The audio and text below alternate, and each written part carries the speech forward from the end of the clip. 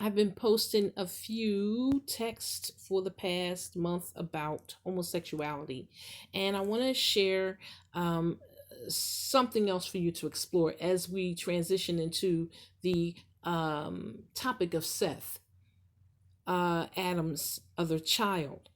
Genesis chapter 5. And right here it says, God created man in the likeness of God made he him. Okay, him. Male and female created he them and blessed them and called their name Adam. Have you ever seen that before? Have you ever seen this text before? Because there's been a lot of questions as to whether Adam was a tribe or Adam was a man or Adam was a woman. Apparently, according to Genesis chapter 5, second verse, Adam was them, a tribe. Now, my other question is Adam, when it says male and female created he them, okay? All right, what does that mean? Does it mean that the tribe consisted of male beings and female beings, or did the tribe consist of a being or beings that were both male and female? What do you see here?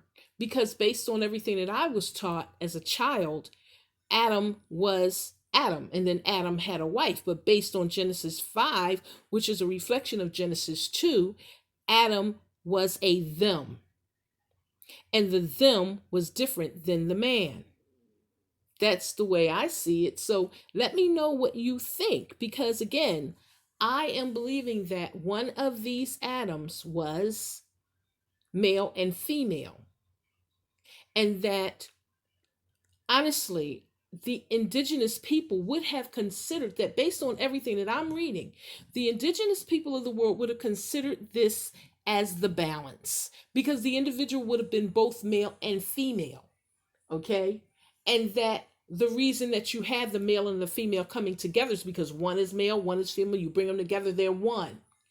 Where the original person may have just been one. I don't know. Okay. But this text is a game changer for me. And as we search, we want to find out how Seth was like Adam. And remember, Adam was not the man, was he? Adam was the them. Okay, Adam was the them.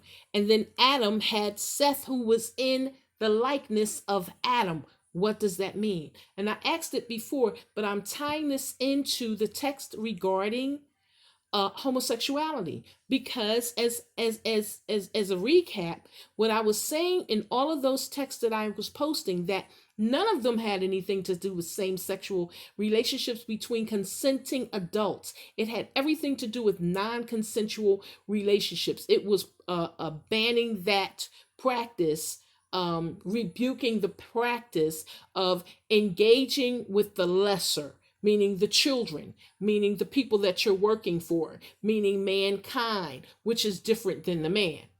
Okay?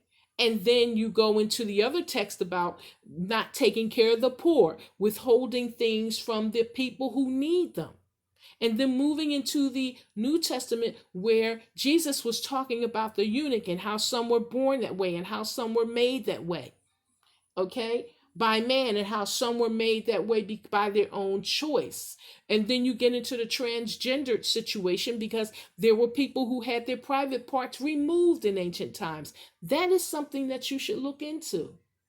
Okay, and then when we get into Romans, what is natural, what is nature? It has nothing to do with what we think. It has everything to do with what the ancient people believed during that time. As far as strange flesh could have been a person who was visiting that nobody knew, could have been somebody who wasn't a part of the tribe, could have been a corpse. I'll be very honest with you. Could have been a dead person that somebody was violating. There are so many other things, but to hone in on homosexuality makes absolutely no sense, because there are too many other things that was going on in ancient times. And that came from somewhere. And that had everything to do with someone's ancestor who was not an ancestor of the people who translated that Bible. Okay?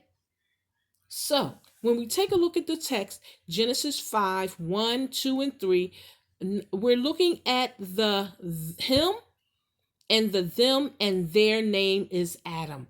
Who is this? And is this a unisex? Thank you for listening.